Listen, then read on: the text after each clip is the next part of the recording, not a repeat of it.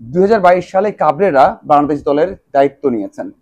এরপর থেকে প্রায় 4 বছর পার হয়ে গেছে, কিন্তু বাংলাদেশ দল এখন যে অবস্থায় আছে, এত ভালো দল এর আগে কাবরেরা পাননি, এখন পেয়েছেন। আগে যেমন কৌশল ছিল, এখন সেই কৌশল থাকা যাবে না, বা বড় একটা পরিবর্তন দরকার যদি আমরা এই দলটাকে কাজে লাগাতে চাই বা এই তারকাদের কাজে লাগাতে চাই। আমার মনে হয় এই যে সমালোচনা, কাবরেরাকে বাদ দিতে হবে, অন্য কাউকে আনতে হবে, এই যে প্রশ্ন উঠেছে, এর একটা সমাধান করতে হবে বাফুফেকে। এমনটা নয় যে কাবরেরাকে এখনই বাদ দেয়া যাবে। কাবরেরা নিজে অনেক বেশি প্রাউড করে এবং বলেছেন যে তাকে বাদ দেয়া যাবে না সামনের বছর এপ্রিল পর্যন্ত, কারণ চুক্তি আছে 2026 সালের এপ্রিল পর্যন্ত। আপনি যদি বাদ দেন তাহলে অনেক কিছুই হতে পারে, কারণ এটা ফিফা, কারণ এটা হচ্ছে ফুটবল, এটা অন্য কোনো খেলা নয় যেটা আপনি চাইলেই করতে পারবেন বা কোনো সমস্যা হবে না, হতে পারে। তবে এই যে সমস্যাতে যাওয়ার আগে আমার মনে হয় যদি আমরা কাবরেরাকে সময় দিই, তাহলে 3 থেকে 4টা বিষয় বাফুফেকে নিশ্চিত করতে হবে যে এই 4টা কাজ কাবরেরাকে করতেই হবে। এটা কোনোভাবেই ছাড় দেওয়া যাবে না। হয়তোবা আগে ছাড় দিতে হয়েছে, আগে অনেক কিছু শুনতে হয়েছে, কারণ দলটা ভালো ছিল না, দল যেমন খুশি তেমন সাজিয়েছেন, খেলিয়েছেন, কিন্তু এখন অবশ্যই 3 থেকে 4টা বিষয় বাফুফেকে সমাধান করতে হবে বা কাবরেরার সাথে কথা বলতে হবে, চেঞ্জ আনতে হবে। তার মধ্যে সবচেয়ে প্রথম, সবচেয়ে গুরুত্বপূর্ণ হচ্ছে নাম্বার 9 খেলানো, মানে গোল করবেন কে। দেখুন, এতদিন হয়তোবা সেই কাজটা কাবরেরা করতে পারেননি, কারণ দলটা ভালো ছিল না। হয়তোবা ভয় ছিল যে আমি যদি খুব বেশি অ্যাটাকিং খেলি তাহলে হয়তোবা উল্টো কাউন্টার অ্যাটাকে গোল খেয়ে ম্যাচটা হারতে হবে। এই জন্য আপনি মাঝমাঠ বা উইং স্ট্রং করেছেন, সেখান থেকে একটা স্কোরার মানে আপনি বের করার চেষ্টা করেছেন যে অকেশনালি গোল করে ম্যাচটা জেতাবে। হয়তোবা 80 মিনিট বা 70 মিনিট পর্যন্ত ম্যাচটাকে আপনি নিয়ন্ত্রণ করবেন বা টিকে রাখবেন। এরপরে আপনি কোনোভাবে গোল করতে পারলে জিতবেন, না হলে ম্যাচটা ড্র হবে, ম্যাচটা হারবেন না, এমন একটা ডিফেন্সিভ মাইন্ডে খেলেছেন।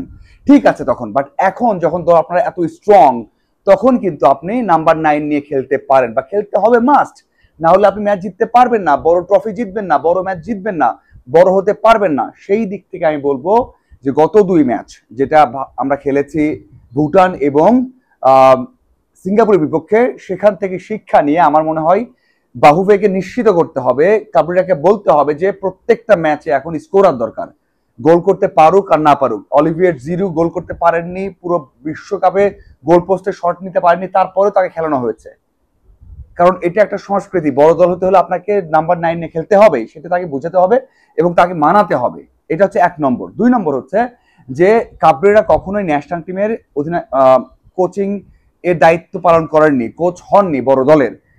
এর আগে বেশ কিছু ক্লাবের দায়িত্ব পালন করেছে, একাডেমির দায়িত্ব পালন করেছে, কিন্তু বাংলাদেশি ফার্স্ট যে বড় একটা দলের দায়িত্ব নিয়েছেন। আগে বড় দল ছিল না, বাংলাদেশের বড় দল হতে যাচ্ছে, সেখানে সেই দায়িত্ব পালন করতে পারবেন কিনা, সেই যোগ্যতা আছে কিনা, সেই প্ল্যানিংটা আছে কিনা, সেটা অবশ্যই নিশ্চিত করতে হবে। সেটা বাহুফেকে বসে ঠিক করতে হবে যে আপনি আগামী 1 বছর যদি 1.5 বছর সময় দেওয়া হয়, কিভাবে চালাবেন সেটা বাহুফেকে নিশ্চিত করতে হবে এবং জানতে হবে যে সেই যোগ্যতা আছে কিনা।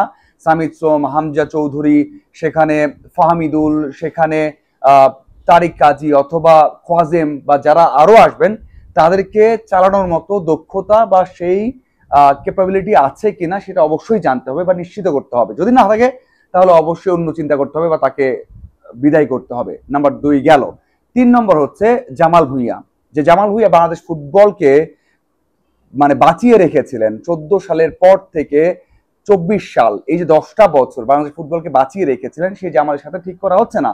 আপনি প্রেস কনফারেন্সে আনছেন, আপনি সব সময় বড় কাজে জামালকে নিচ্ছেন, জামাল পরিকল্পনা জানাচ্ছেন, কিন্তু কোনো ম্যাচে জামালকে আপনি খেলাচ্ছেন না। বড় ম্যাচে মানে আপনি ফ্রেন্ডলি ম্যাচে খেলাচ্ছেন, কিন্তু বড় ম্যাচে খেলাচ্ছেন না। যদি না খেলান, এমনটা হতে পারে জামালের বয়স হয়েছে, 36 চলছে, আপনি নাও খেলাতে পারেন, আপনি বাদও দিতে পারেন, আপনি ক্যাপ্টেন্সিতে নাও রাখতে পারেন, কিন্তু সেই পরিকল্পনা জামালকে অসম্মান করা হচ্ছে কিনা সেই সব মাথায় রেখে বাহুফেকে নিশ্চিত করতে হবে যে আসলে তাকে নিয়ে কাবরেরার পরিকল্পনা কি বারবার অপমানিত করা, নাকি তার কোনো পরিকল্পনা আছে। যদি না থাকে তাহলে সেটা জামালের সাথে কথা বলে একটা সিদ্ধান্ত নিশ্চিতভাবেই নিতে হবে। না হলে বারবার এই কাজগুলো, বারবার জামাল কিভাবে অপমানিত করা কোনোভাবেই ঠিক নয়। বাংলাদেশের যে সমর্থকরা আছেন, যারা বাংলাদেশ ফুটবলকে টিকিয়ে রেখেছেন, তারা কোনোভাবেই চান না আইডল, এখনো জামালের ফ্যান ফলোয়ার্স বা মানে শুভকামনা জানানোর মতো সমর্থক বাংলাদেশে বেশি, সেই জামালকে এইভাবে অপমানিত করা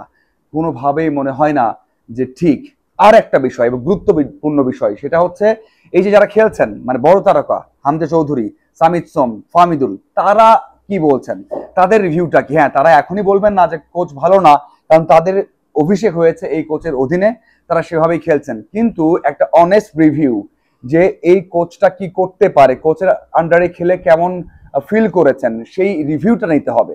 আমি নিশ্চিতভাবে বলতে পারি যে এমনটা নয় যে নেগেটিভ রিভিউ দিতে হবে, এমনটা নয় যে নেতিবাচক রিভিউ দিতে হবে, কিন্তু কেমন এই কোচ, কোচের সাথে খেলে তারা কেমন বোধ করলেন, কেমন কেমন হতে পারে ভবিষ্যতে, সেটা অবশ্যই বাফুফেকে জানতে হবে এবং সেইভাবে এই চারটা বিষয়কে অ্যাড্রেস করতে হবে। আমার মনে হয় এই চারটা বিষয় যদি অ্যাড্রেস করতে পারে বাফুফে এবং কোচের সাথে স্ট্রংলি একটা সিদ্ধান্তে আসতে পারে, তাহলে বাংলাদেশ ফুটবল এগিয়ে যাবে এবং এই দলটা অবশ্যই বড় একটা কিছু অ্যাচিভ করতে পারে, সেটা করতে পারবে। আপনার কি মনে হয় অবশ্যই জানাবেন। আর যদি না পারে বাফুফে এই কাজটা করতে, তাহলে অবশ্যই অবশ্যই বড় একটা সিদ্ধান্ত, কঠোর একটা সিদ্ধান্ত নিতে পারে।